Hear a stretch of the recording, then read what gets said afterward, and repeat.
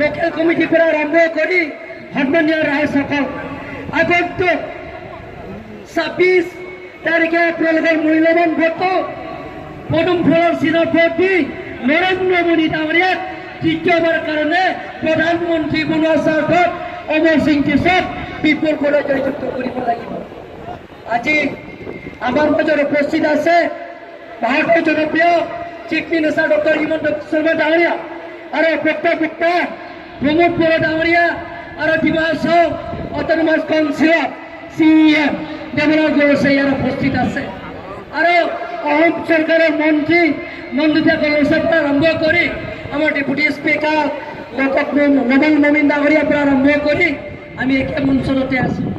আমি আগন্তুক 26 তাৰিখে কাৰ্বি আংলঙত স্থায়ী শান্তি আনাৰ স্বাৰ্থত ডিমা হাছাও স্থায়ী শান্তি আনাৰ স্বাৰ্থত কাৰ্বি আংলঙৰ ডিমা হাছাও ৰাজনৈতিক সমস্যা সমাধান কৰাৰ স্বাৰ্থত কাৰ্বি আংলং আৰু ডিমা হাছাও চুকে কোণে ডেভেলপমেণ্টৰ কামত সমান্তৰাল হিচাপে উন্নয়নমূলক কামবিলাকক পূৰণ কৰাৰ স্বাৰ্থত কাৰ্বি আংলং ডিমা হাছাও সকলো জাতি জনগোষ্ঠীৰ লগত একেলগে মিলি পিটি আমি কাৰ্বি আংলঙত নতুন কাৰ্বি আংলং নতুন ডিমা হাছাও পুনৰ স্বাৰ্থত অহা 26 তাৰিখে আপোনালোকক মূল্যৱান ভোটটো পদুম ফুলৰ চিনত ভোট দি বিপুল ভোটত আমাৰ অমৰ সিং দেশক জয়যুক্ত কৰিব বুলি আশা ৰাখি সকলোলৈ মোৰ ফালৰ নাই ডিফুটো নাই কিন্তু অমৰ সিং দেশক ভোট দিলে দিল্লীৰ পৰাও গাখীৰ আহিব দিছপুৰৰ পৰাও গাখীৰ আহিব আৰু ডিফু আৰু হাফলঙৰ পৰাও গাখীৰ আহিব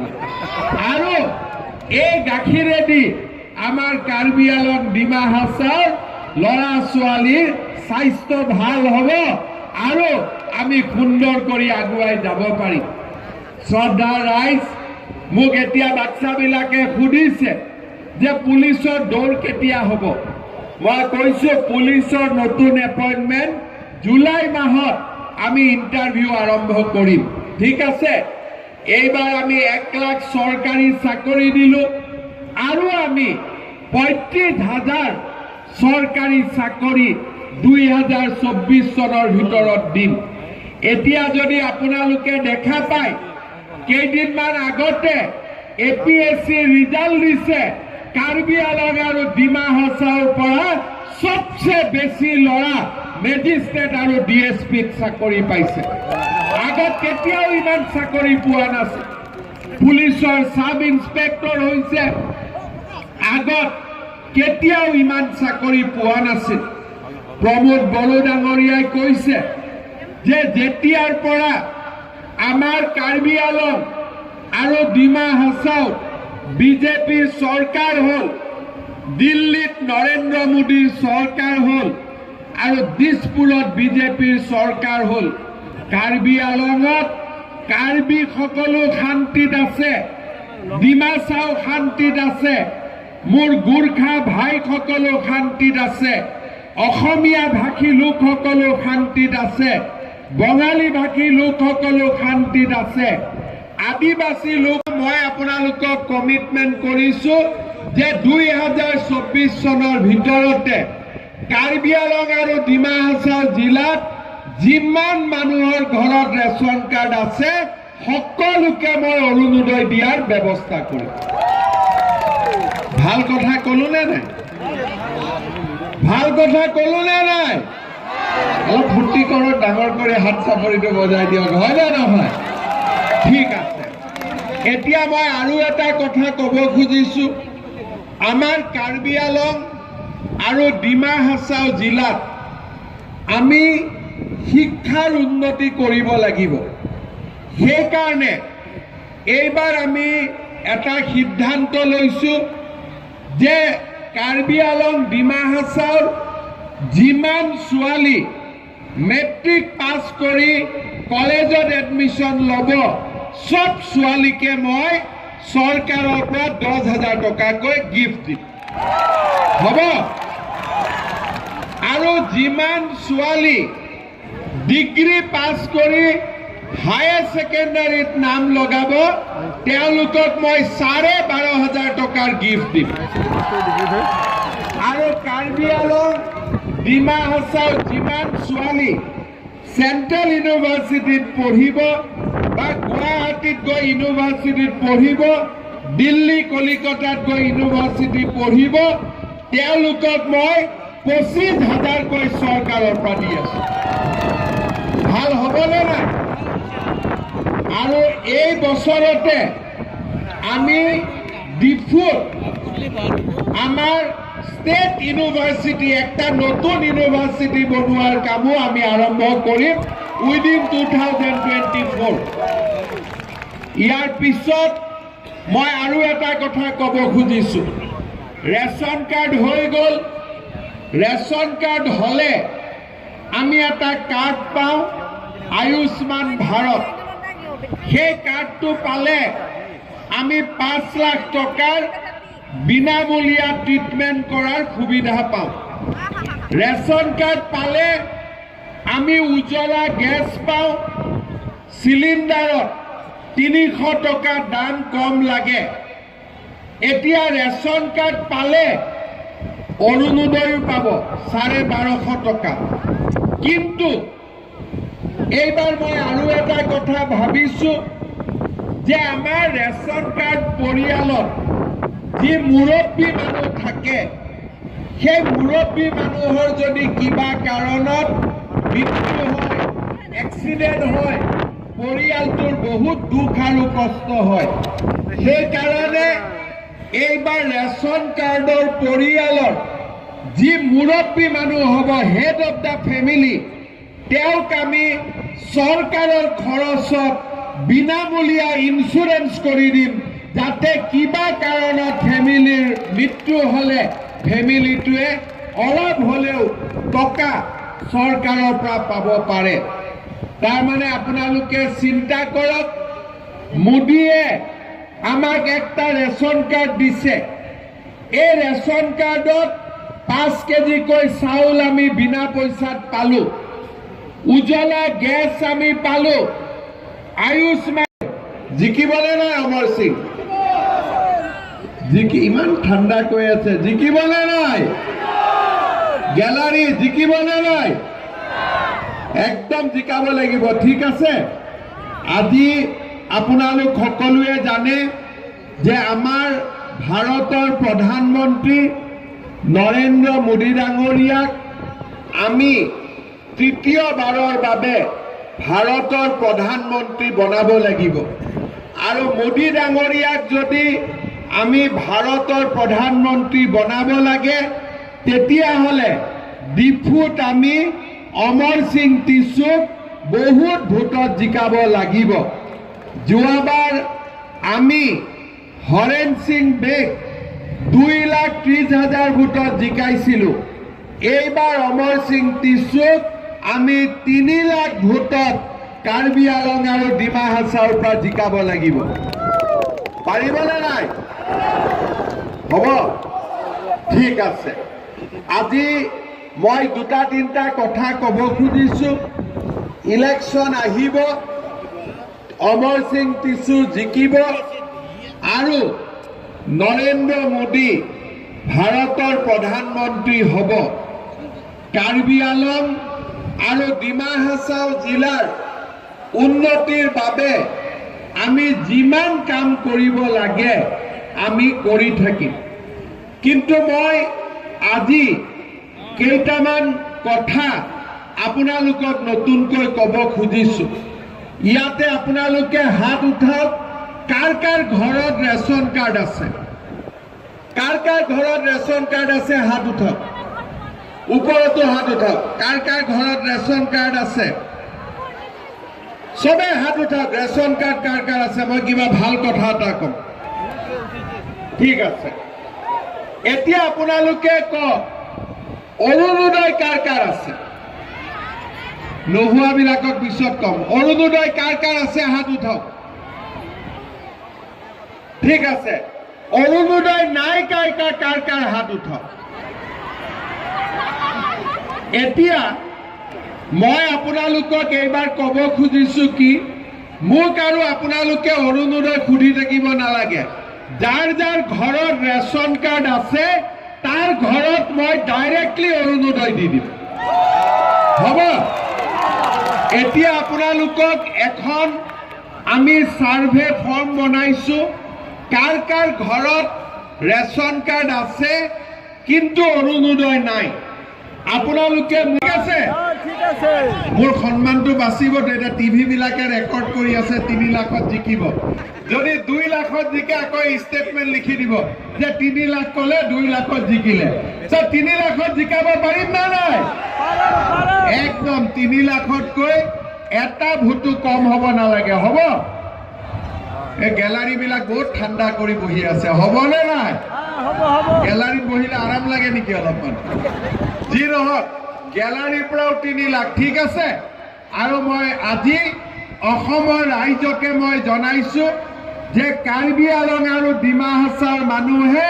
নৰেন্দ্ৰ মোদী ডাঙৰীয়াক বহুত ভাল পায় আৰু সেই কাৰণে এক ডিফু সমষ্টি অসমৰ ভিতৰতে 1 নম্বৰ ভোটত জিকাব এই কথা মই নৰেন্দ্ৰ মোদী ডাঙৰীয়াক কম আৰু আপোনালোকে সকলোৱে মোৰ সন্মানটো ৰক্ষা কৰিব ঠিক আছে কংগ্ৰেছৰ কোনো নেতাৰ কথা বিশ্বাস নকৰিব যোনে টিভিত বেছিকৈ কয় সিয়ে সোনকালে জইন কৰিব হয় গতিকে আপোনালোকে কোনো কংগ্ৰেছৰ লিডাৰৰ কথা বিশ্বাসে নকৰিব কংগ্ৰেছৰ লিডাৰৰ লগত কথা তেওঁলোকৰ ষ্টেটমেণ্ট দিয়াৰ আগতে তেওঁলোকৰ মোবাইলবোৰ চেক কৰিব লাগে যে আপোনালোকে বিজেপিৰ লগত কথা পাতি আছে কি এইবিলাক অভিযোগ মই কমেণ্ট দিব খোজা নাই কিন্তু ছ'চিয়েল মিডিয়াত ওলাইছে চেকৰ কপিও ওলাইছে গতিকে বিভিন্ন সংস্থা আছে তেওঁলোকে এই বিষয়টো বিচাৰ বিবেচনা কৰিব আৰু এইটো মোৰ এখতিয়াৰৰ ভিতৰত নপৰে কাৰণে মই সোমাব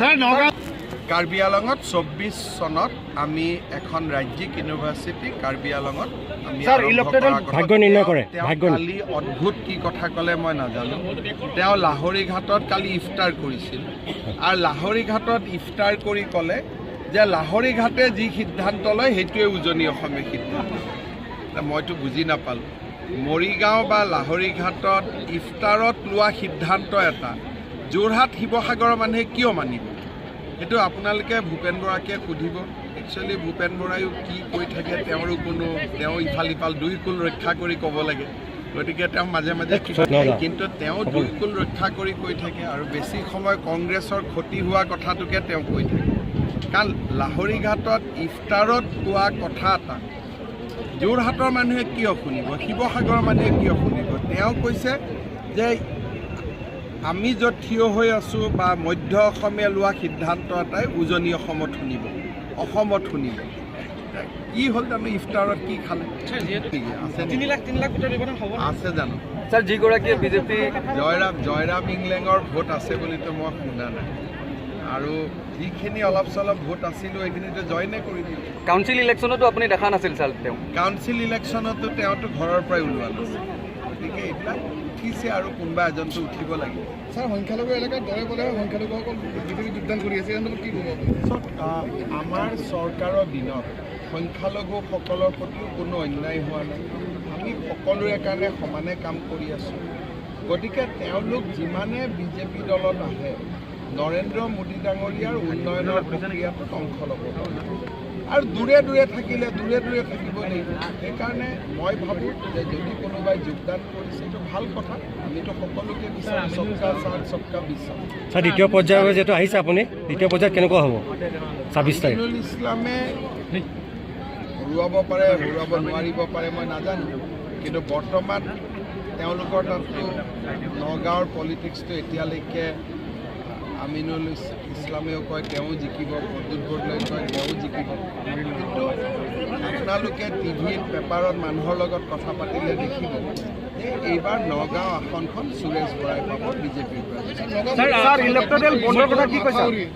মাথাউৰিটো ইমান ধুনীয়া কাম আমাৰ চৰকাৰে কৰি আছে আৰু কাম আমি হাতত ল'বৰ কাৰণে ৰেডি আছোঁ খালি ৰাইজে ওচৰ চাপি আহিলে চব কাম মুখ্যমন্ত্ৰী ডাঙৰীয়া যে বিধানসভা নিৰ্বাচনত যি আছিলে তাৰ পিছত বিজেপিয়ে বহুত কাম কৰিলে কেনেকুৱা তালাক আইন আনিলে তালাক বন্ধ হ'ল বাল্য বিবাহ বন্ধ হ'ল ল'ৰা ছোৱালীয়ে বিনা পইচাত চাকৰি বাকৰি পালে এতিয়া বহু বিবাহ বন্ধ হ'ব গতিকে সংখ্যালঘুৰ অঞ্চলৰ ছোৱালী মহিলা আৰু নিবনুৱা যুৱকসকলে বিজেপিত এইবাৰ আকৃষ্ট হৈছে। গতিকে এইখিনি মানুহে আজি ভোট দিব বুলি মই আশা কৰিছোঁ, নিদিলেও 2032ত দিব। এতিয়া দিব বুলি আপুনি ভাবা নাই নেকি? মই ইমানটোলৈকে ৰিচাৰ্চ কৰা নাই, মই ইমান গৱেষণা কৰি থকা নাই, খালি আমি ভাল কামবোৰ কৰি গৈছোঁ। তালাক আইন বন্ধ কৰিলোঁ, বহু বিবাহ বন্ধ কৰিলোঁ, বাচ্চাৰ বিয়া বন্ধ কৰিলোঁ, য'ত য'ত মথাউৰি নাই তাত মথাউৰি বনালোঁ, য'ত ৰাস্তা নাই তাত ৰাস্তা বনালোঁ। যি মানুহে আগতে অংগনবাদীৰ কাৰণেও 10 লাখ টকা ঘোষ দিব লাগিছিল, এতিয়া বিনা পইচাত চাকৰি পালে। গতিকে মই আগতে কৈছোঁ যে ভোট নালাগিলেও উন্নয়নটো কৰিমেই। গতিকে উন্নয়ন হৈ গ'ল আজি 3 বছৰ, আৰু বহুত উন্নয়ন হ'ব। কিন্তু এইটো কথা ঠিক যে সংখ্যালঘু অঞ্চলৰ মহিলা আৰু ছোৱালীবিলাকৰ দুৱা এইবাৰ আমাৰ লগত ভোট আছেনে নাই মইতো ক'ব নোৱাৰোঁ। এইবাৰ ভাল ঘোষণা কৰিছোঁ যে যিমান ছোৱালী মেট্ৰিক পাছ কৰিব, কলেজত নাম ল'লে 10,000 টকা, যদি ডিগ্ৰীত নাম লগায় 12,500 আৰু পোষ্ট গ্ৰেজুৱেটত নাম লগালে 25,000 টকা চৰকাৰে। ছাৰ আজমলে কৈছে 8-9 লাখ ভোটত তেওঁ জিকিব ধুবুৰীত। আজমল আৰু ৰকিবুল হুছেইনৰ কথাক লৈ মোৰ কোনো ইণ্টাৰেষ্ট নাই। ধুবুৰীত আমাৰ ধুবুৰীতো মই গিভ আপ প্ৰথম দিনাই কৰি থৈ দিছোঁ। ধুবুৰীৰ 4টা বিধানসভা সমষ্টিত আমি লিড পাম, আৰু সেই লিড পালে বিধানসভাত আমাৰ ফলাফল ভাল হ'ব। লোকসভাতো আমাৰ প্ৰাৰ্থী আছে, চেষ্টা কৰি আছে। কোনোবা সুৰুঙাই যদি জিকি যাব এইটো বেলেগ কথা, কিন্তু বৰ্তমানলৈকে আমাৰ জিকাৰ সম্ভাৱনা কম। যেতিয়া ধুবুৰীত প্ৰচাৰত যাম তেতিয়া গম পাম যে জিকাৰ পৰিৱেশটো আছে। সেইটো ক্ষেত্ৰত কেনেধৰণৰ সেইটো কাৰণে আমি বহুত ভাল কাম কৰি আছোঁ। এইবাৰতো যিমান মানুহৰ হাতত ৰেচন কাৰ্ড থাকে প্ৰত্যেকটো পৰিয়ালতে অৰুণোদয় পাব। গতিকে আঁচনিৰ পৰা কোনো বাদ যাবই নোৱাৰে। এইবিলাক আমি ভাল দৰৱৰ দাম বঢ়াৰ মই তেনেকৈ খবৰটো পোৱা নাই, কাৰণ আমিতো 5 লাখ টকাৰ কাৰ্ড দিয়ে দিছোঁ, বিনামূলীয়া দৰৱে পায় মেডিকেলত। আপুনি 14লৈকে আপুনি কিয় ঘূৰি গ'ল? এতিয়া 23ত হঠাতে 14টো কিয় মনত পৰিলে? এতিয়া 23ৰ কথা কওক, ইলেকশ্যন আছে 23ত, আপুনি ঘূৰি গৈছে 14ত। তেতিয়াহ'লে আমি ঘূৰি যাব লাগিব 1947 চনত, বহুত কিবা কিবি হৈ থাকিব। নামটোৱে মোৰ পুৰা মুখস্থ কি পাৰ্টি নামটো চলি আছে অল পাৰ্টি মানে তেওঁলোক চব পাৰ্টিক লৈ ল'লে। কিন্তু নামটোতে খেলি মেলি আছে। কয় অল পাৰ্টি হ'লেতো তাত আমিও থাকিব লাগিব, তাততো আমি নাই। গতিকে নামটোতে কেৰুণ আছে। All party hill leaders convention. Tuliram hill leader নহয় নেকি? বিদ্যা সিং ইংলেং নহয় নেকি? হৰেণ সিং বে নহয় নেকি? দেপুলাল গাৰ্লুচা নহয় নেকি? তেওঁলোকতো এইটো পাৰ্টিত নাই। গতিকে অল পাৰ্টি কেনেকৈ হ'ল এইটো মোক বুজাই দিয়ক। গতিকে প্ৰথম কাঠাৰ চাহাবক সুধিব যে অল পাৰ্টি লিখিব নালাগিছিল, লিখিব লাগিছিল ছিংগল লিডাৰ হিল কনফাৰেন্স। তাতো অল পাৰ্টি লিডাৰ নাই। ইংলেণ্ড চাহাবৰ দৰে ডাঙৰ লিডাৰ আছে নেকি কাৰ্বি আলঙত? হয় নহয়? কিমান দিন CM আছে আপোনাৰ? 5 বাৰ CM, তেওঁতো নাই। গতিকে এইটো single leader hill conference. Sir electoral বণ্ডৰ বিষয়ে কিবা ক'ব নিছা? ইলেক্টৰেল বণ্ডৰ বিষয়ে কিবা ক'ব? এইটো কি বস্তু আপুনি মোক কাৰ্বি আলঙত সোধক, কাৰ্বি আলঙত ৰাস্তা কি আছে, ইউনিভাৰ্চিটি। আপোনালোকে ইমান ডাঙৰ ডাঙৰ কথাত কিয় গৈছে? আমিতো আধাৰ বেপাৰী জাহাজৰ মূল নাপাওঁ। চব ঠিক আছে, এতিয়াতো ৰাজ্যতকৈও বেছি পাই আছে, আৰু তুলিৰাম ৰঙাং থাকিলে কেতিয়াবা আৰু কিবা কিবি পায়। কাজিৰঙা তুলিৰাম ৰঙাঙে প্ৰধানমন্ত্ৰীক লগ পালে এইটো দাবী দি আছে, আৰু সজোৰে দাবী দি আছে। হয় নহয়? ৰাষ্ট্ৰপতিকো দিছে, প্ৰধানমন্ত্ৰীকো দিছে।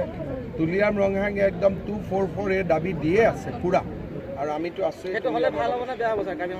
কাৰ্বি আলঙৰ ৰাইজৰ কাৰণে ভালেই হ'ব, ৰাইজে বিচৰা মনৰ দাবী এটা। আজি সাংবাদিকৰ কাৰণে কিবা কিবি কৰিম।